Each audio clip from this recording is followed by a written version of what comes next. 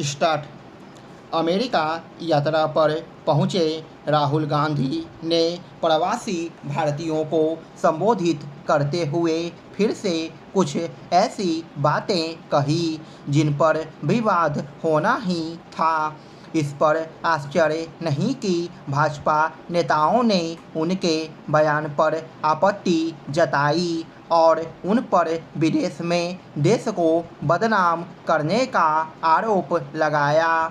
यह तय है कि इससे राहुल गांधी पर कोई असर पड़ने वाला नहीं है। उन्होंने भारत में राजनीति में प्यार, सम्मान और आदर के अभाव पर चिंता व्यक्त की, लेकिन यह किसी से छिपा नहीं कि वह खुद अपने राजनीतिक विरोधियों और विशेष रूप से प्रधानमंत्री नरेंद्र मोदी के प्रति किस तरह अपनी नफरत व्यक्त करने का कोई मौका नहीं छोड़ते। वह यह काम विदेश में भी जारी रखते हैं। इस बार भी उन्होंने ऐसा ही किया।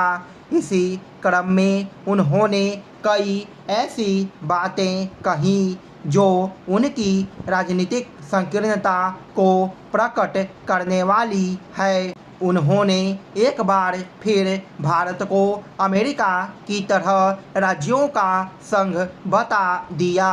वह यहीं पर नहीं रुके।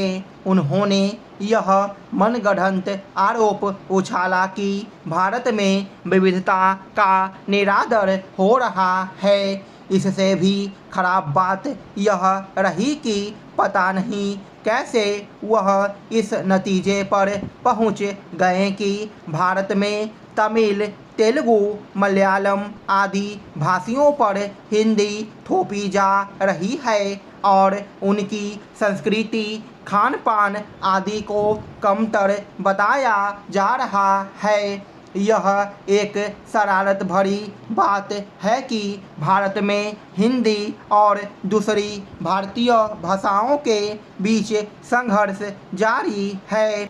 आखिर कौन है जो राहुल गांधी को यह समझा रहा है कि भारत में ऐसा हो रहा है, क्योंकि देश में कोई भी किसी भाषा या उसकी संस्कृति को कमतर नहीं बता रहा है।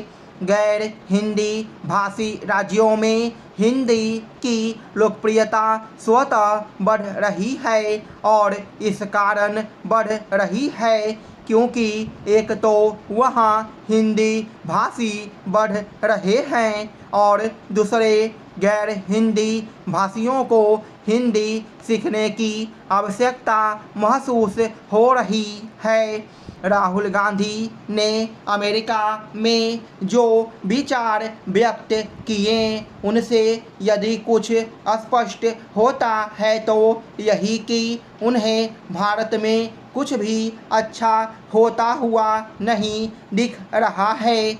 उनकी माने तो भारत में सभी संस्थाओं और यहाँ तक न्यायिक तंत्र पर भी चंद लोगों यानी भाजपा और आरएसएस का कब्जा है।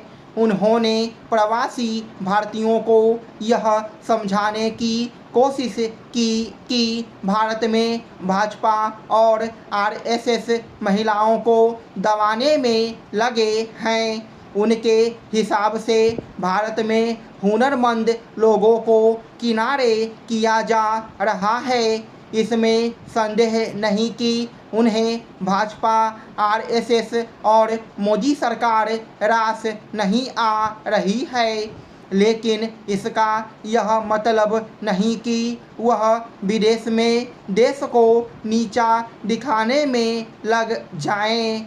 वह पहले भी ऐसा करते रहे हैं और यहाँ तक कह चुके हैं कि भारत में लोकतंत्र खत्म हो गया है। अब वह इसमें यह भी जोड़ रहे हैं कि संविधान खतरे में है। पहले पाकिस्तान और अब बांग्लादेश में तख्तापलट का आरोप अमेरिका पर लगा है।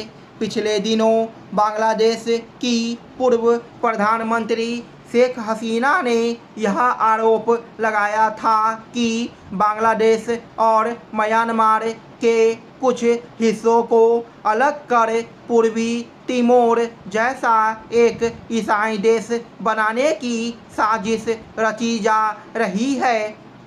इसके बाद न केवल उनकी सरकार उखाड़ फेंकी गई, बल्कि उन्हें अपनी जान बचाने के लिए बांग्लादेश से भागकर भारत में शरण लेनी पड़ी। स्टॉप।